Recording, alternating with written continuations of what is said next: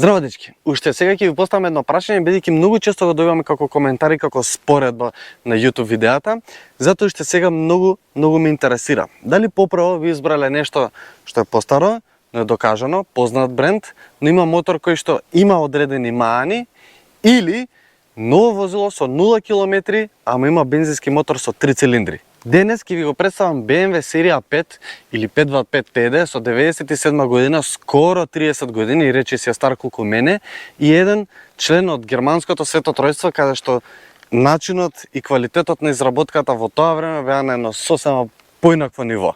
Серија E39 е еден од моите детски сонови. Оваа серија се појава во 95 година и нема кој не кажал уште тогаш дека ова е една нова дефиниција во бизнес класата.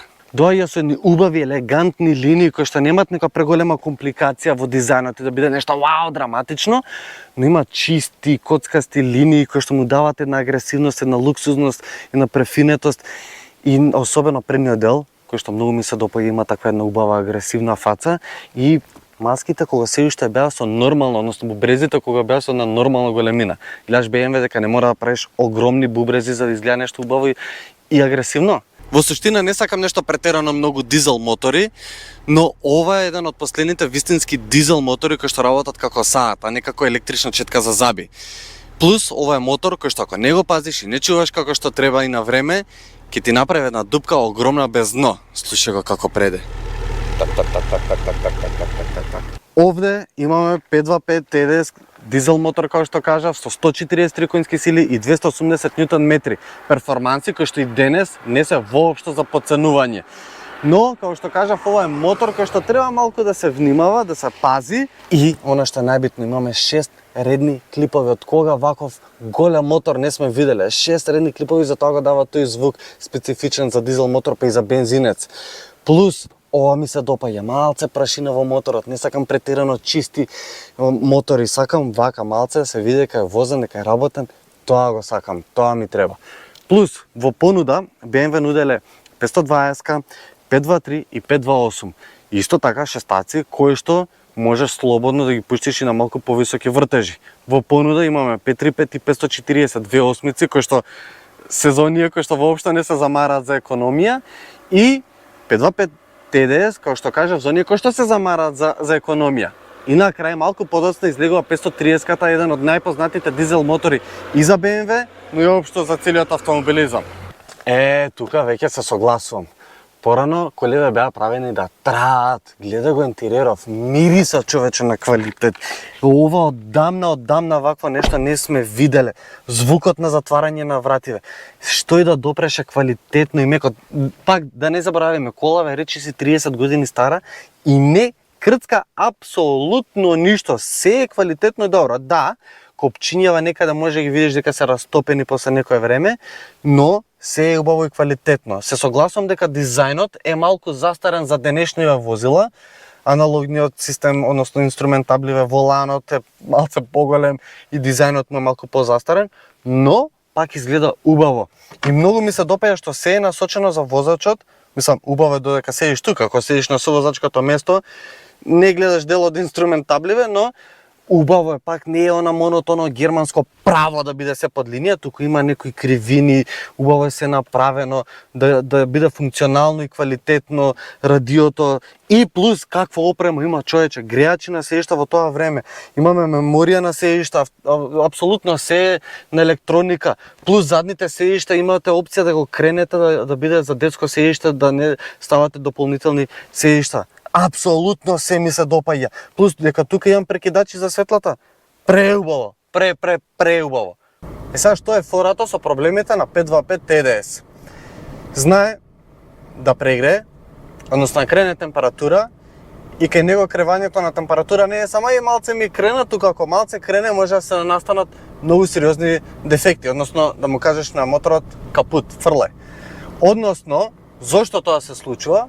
Има проблем најчесто со радиаторот и водната пумпа, кои што поради тие одредени пластични делови кои што ги имаат внатре, знаат брзо да застарат, да пукнат и тие да направат белја во моторот. Дополнително на сето тоа, исто така тука и вискозниот вентилатор, вископумпата, кој што исто така знае лесно да откаже и да му створи технички притисок кој што не му треба на моторот. Во целата таа приказна е и капакот на експанзионата боца, како и термостатот, кој што ако лошо затворат или отворат во одредено време, исто така може му направат непотребен притисок на моторот. И сега што се случува? Ако тие делови затајат и направат одредени проблеми и крене малку повеќе температура моторот, таа температура може да доведе до искривување на главата на моторот. Затоа, овие делови е препорачливо навремено и предвремено да се сменат, односно, според мене, од она што го имам слушано, ако, пример, одреден интервал е на 10.000 км, направете го порано, на 7, на 5, па ако треба, бидете сигурни за она што сте го смениле дека нема ви направи проблем. И на таков начин овој мотор ќе трае многу повеќе километри, како што е тука скоро 300.000 без никакви проблеми да чукнам од дрво.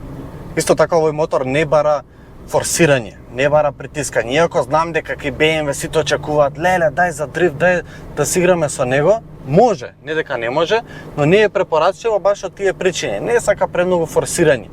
Од друга страна, овој мотор, како што и кажав, е предвиден за оние кои што сакаат да возат BMW, но сакаат и при тоа да имаат економичен мотор. Во тоа време ова бил еден од најекономичните мотори и нудел потрошувачко околу 7,5 литри комбинирано. Во град, зависи со клима, зависи на каков предел се возите, знае да се искачи како и сега во моментов околу 9 литри. Што во тоа време, па ќе кажам, било еден од најекономичните мотори. Сега си кажав кои мани ги има, ама има и многу предности оваа серија, не само овој мотор. Преудобен, многу комфорен, многу убави сеишта кои што ви се на располагање. Дополнително на тоа вожњата е убава, комфорна, нешто што очекувате за бизнес класата и дополнително на сето тоа BMW се препознатливи и она има најсилен карактер, печат што го нудат. Тоа се возните карактеристики. Прецизен, стабилен, ултра стабилен, ултра прецизен. Знаеш секој пат што се случува со возилото без разлика што е заден погон, имаш ненормална добра контрола над оваа петка. И звуков што го дава, тоа е мерац. Ретко ми се случува да сакам да чувам некој убав дизел мотор како што е овој тука. Шестак, звуков е убав така рафиниран, моќен. Околу моќноста само имам да кажам дека да имаме 143 конски сили, 280 Нм, но иако на хартија се сосема доволни тие перформанси, за возење не е нешто така како што денес би го споредиле со 150 конски сили. Односно му треба малку повеќе време додека турбината се вклучи и додека ги добиеш тие перформанси кои што ги очекуваш. Но е моќен, во секој случај е моќен, нема проблем дали имате тежина во него, дали имате некој потежок терен за поминување, моќен е, стварно уживанција возењево. Сега кажав дека е член на Светото тројство, германското Свето тројство, и тука во конкуренција ги имаме Мерцедеса и класа, што е вториот, можеби мој омилен детски автомобил.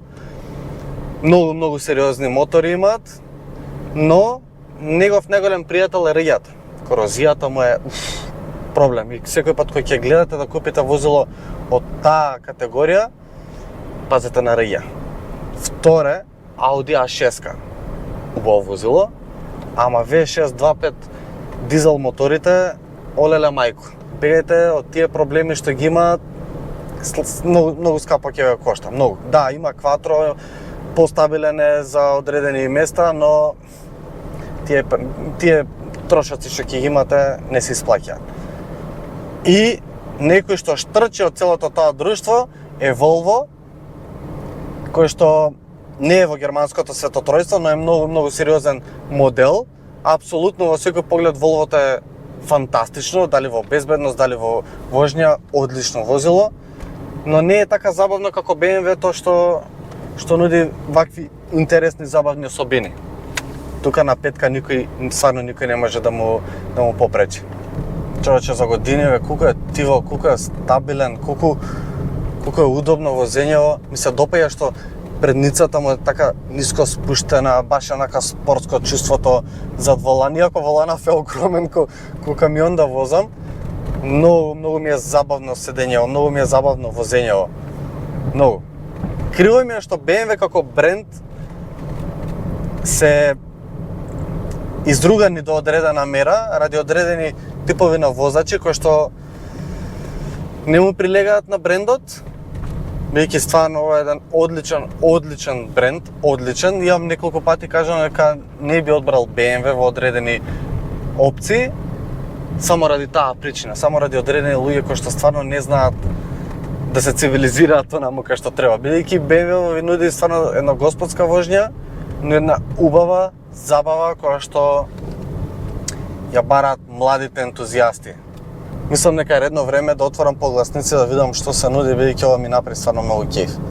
Мислам, од секој пат сум го сакал моделов, ама ова сега ме враќа на некои времиња, кај што ова ми беше стварно новитет, новата петка, тој што ќе донесеше прв умало беше фантастична. Да, може да се вратам на ова. Дефинитивно во тоа време колите беа правени многу поинаку, многу подобар квалитет, многу повеќе карактер, многу поинтересни перформанси. Искрено би сакал да можам да го споредам ова возило со некој поново BMW, се надам некој од BMW ќе се јава за скоро да може да го споредиме, но 525 TDS не е перфектен, искрено, си има некои своји мани, но ако најдеш нешто квалитетно, нешто што го знаеш, нешто што го познаваш и инвестираш малку во него, апсолутно да. Многу добро возило. Дали вреди да се замени за нешто ново возило, некој друго ново возило? Искрено не. Но тоа оставам на вас, вие да ми пишете во коментар, сепак за возило во тој буџет апсолутно да. За возило како проект возило апсолутно да.